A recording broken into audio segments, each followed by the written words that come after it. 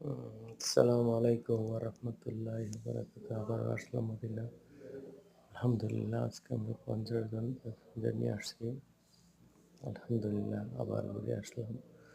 Medina আসলে মনটা শীতল হয়ে যায়। আল্লাহ রাসূলের রোজা দেখলাম।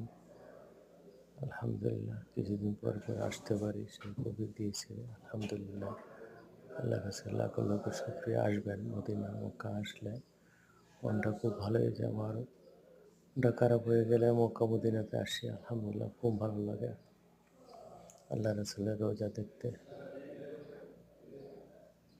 মনটা খুব শীতল হয়ে যায়।